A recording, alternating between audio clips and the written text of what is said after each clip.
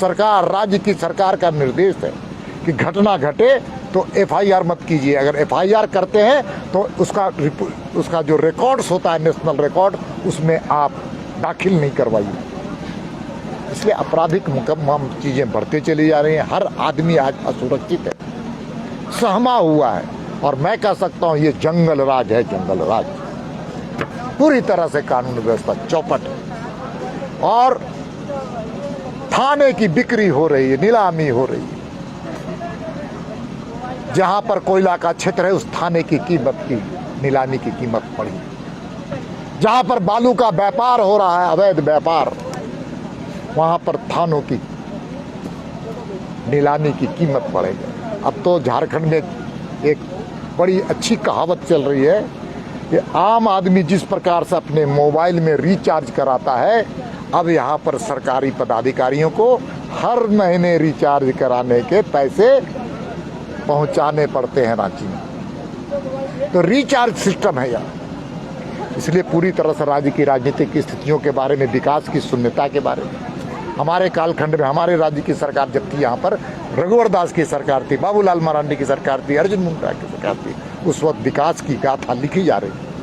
तुलनात्मक अध्ययन लोग कर रहे हैं आज कि उस वक्त की परिस्थितियां और आज की परिस्थितियों में कितना मौलिक अंतर है।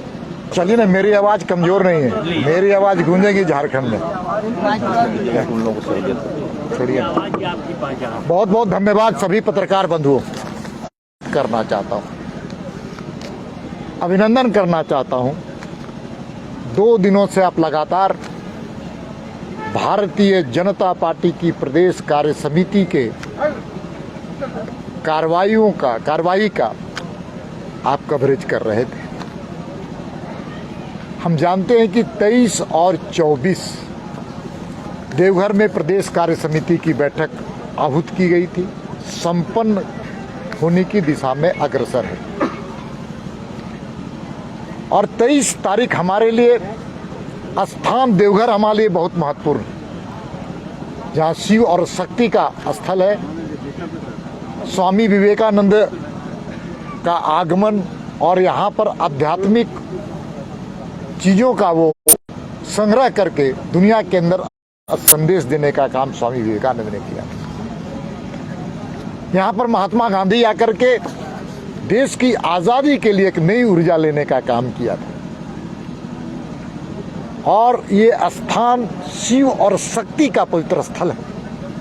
साथ ही जनता पार्टी ने स्थान और तिथि, अपनी पराक्रम और अपनी ऊर्जा को और हम कैसे अर्जित करके देश की सेवा और हम बेहतर कैसे करें, राज्य की सेवा और बेहतर कैसे करें, इसका भी हम सब लोगों ने संकल्प लेने का काम किया।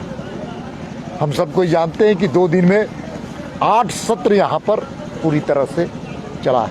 6 सत्र और एक उद्घाटन, एक समारोह, कुल मिलाकर के 8 हमारे यहाँ 8 सत्र चले हैं। हम सब जानते हैं कि 8 सत्रों में विभिन्न पार्टी के संगठनात्मक विस्तार के लिए कार्यक्रमों का आयोजन हम सब लोगों ने तय किया है। उसने तय किया है कि जो परीक्षा पे चर्चा है 27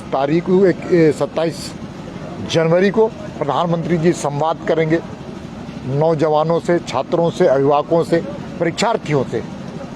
उस कार्यक्रम में पार्टी दलगत राजनीति से ऊपर उठ करके क्योंकि भागीदारी ज़्यादा से ज़्यादा बढ़ाए, इसलिए 27 तारीख का कार्यक्रम। उसी प्रकार से मन की बात दुनिया का एकमात्र ऐसा कार्यक्रम है, दुनिया का, भारत का नहीं, जिसमें एक देश के अगुवा प्रधानमंत्री नरेंद्र मोदी जनता से संवाद करते हैं गैर राजनीतिक विषयों पर। और 29 तारीख को मन की बात के कार्यक्रम को हम सभी बूथों पर मनाने का भी हम सब लोग कार्यक्रम करेंगे। उसके अलावा हम पार्टी को बूथ स्तर पर और कैसे सक्रिय करें और कैसे जीवंत बनाएं, और कैसे धारदार बनाए और पार्टी का केंद्र बिंदु बूथ स्तर पर हो। बूथ ही हमारा कार्य का स्थल केंद्र बने। बूथ मेरी कमेटी और मजबूत हो। कैसे वहाँ पर कई संगठनात्मक चीज़ों को हम और मजबूत करें और साथ साथ बूथ और शक्ति केंद्र मतलब पंचायत की ताकत को हम और ले जा कर के जो प्रधानमंत्री नरेंद्र मोदी जी की योजनाएं जो राज्य की सरकार लटकाने, अटकाने और भटकाने का काम कर रही है, कालाबाजारी करने का काम कर रही है, उसको हम न्यायोचित न्याय जिनको मिलना चाहिए था, नितांत लोगों को मिलना चाहिए था, उनके पास पहुंचाने का हम सब लोगों ने संकल्प लिया है।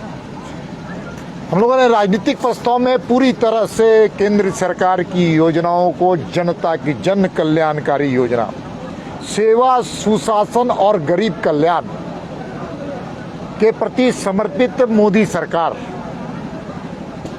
और इस मोदी जी की सरकार के द्वारा किए हुए जन कल्याणकारी योजना, गरीब कल्याणकारी योजना, मध्यम वर्गीय कल्याणकारी योजना, समाज के सभी वर्गों के लिए लोक कल्याणकारी योजनाओं का हम सब लोगों ने उल्लेख किया। साथ साथ हम लोगों ने नरेंद्र मोदी जी की सरकार को अंतर्राष्ट्रीय जगत में जो मोदी जी का भारत का विश्व गुरु बनने की दिशा में आगे बढ़े, उसके लिए प्रधानमंत्री जी को हम अभिनंदन करते हैं और बधाई देते हैं। तो दूसरे तरफ राज्य की सरकार के बारे में हम पूरी तरह से उस पर राज्य की राजनीतिक परिस्थितियां और पूरे राज्य की स्थितियां, राजनीतिक नहीं, आज राज्य अराजकता की ओर, अराजकता की स्थिति पैदा हुई है। पूरी तरह से कानून व्यवस्था पूरी तरह से यहाँ पर चरमराई, पूरी तरह से नक्सली संगठनों की सक्रियता बढ़ी। पीएफआई जैसे संगठन के पैर और तेजी से फैलते चले जा रहे हैं। विदेशी घुसपैठियों का, बांग्लादेशी घुसपैठियों का संरक्षण बढ़ते चला जा रहा है। पशु तस्करी हो रही है। राज्य के मुख्यमंत्री ने पशु तस्करी पर रोक लगाने के बजाय कोई उसको न पकड़े इसका निर्देश दे रहे हैं। यहाँ की डेमोग्राफी चेंज हो रही है और इसलिए कई ऐसे विषय हैं जो कानून व्यवस्था में महिलाओं के सवाल पर, आदिवासियों के सवाल पर, दलितों के सवाल पर पूरी तरह से राजनीतिक प्रस्ताव में हमने उनका उल्लेख किया है और साथ साथ में आंकड़े भी हमने दिया है कि इस राज्य में 3 वर्षों में कितनी हत्याएं हुई, कितने बलात्कार की घटनाएं घटी, जो किसी प्रदेश में नहीं हो रहा है। सबसे ज़्यादा इस प्रदेश में हत्याएं हो रही हैं, सबसे ज़्यादा इस प्रदेश में बलात्कार की घटनाएं घट रही है, सबसे ज़्यादा 1,78,482 आज संगीन मामले, फौजदारी मामले दर्ज किए गए हैं प्रदेश में। अब तो सरकार, राज्य की सरकार का निर्देश है कि घटना घटे तो एफआईआर मत कीजिए। अगर एफआईआर करते हैं तो उसका जो रिकॉर्ड्स होता है, नेशनल रिकॉर्ड, उसमें आप दाखिल नहीं करवाइए। इसलिए आपराधिक मुकदमा चीज़ें बढ़ते चली जा रही हैं। हर आदमी आज असुरक्षित है, सहमा हुआ है और मैं कह सकता हूँ ये जंगल राज है, जंगल राज। पूरी तरह से कानून व्यवस्था चौपट है और थाने की बिक्री हो रही है, नीलामी हो रही है। जहां पर कोयला का क्षेत्र है उस थाने की कीमत की नीलामी की कीमत पड़ी। जहां पर बालू का व्यापार हो रहा है, अवैध व्यापार, वहां पर थानों की नीलामी की कीमत बढ़ेगी। अब तो झारखंड में एक बड़ी अच्छी कहावत चल रही है कि आम आदमी जिस प्रकार से अपने मोबाइल में रिचार्ज कराता है, अब यहाँ पर सरकारी पदाधिकारियों को हर महीने रिचार्ज कराने के पैसे पहुंचाने पड़ते हैं रांची में। तो रिचार्ज सिस्टम है यहाँ। इसलिए पूरी तरह से राज्य की राजनीतिक स्थितियों के बारे में, विकास की शून्यता के बारे में, हमारे कालखंड में हमारे राज्य की सरकार जब थी, यहाँ पर रघुवर दास की सरकार थी, बाबूलाल मरांडी की सरकार थी, अर्जुन मुंडा की सरकार थी, उस वक्त विकास की गाथा लिखी जा रही।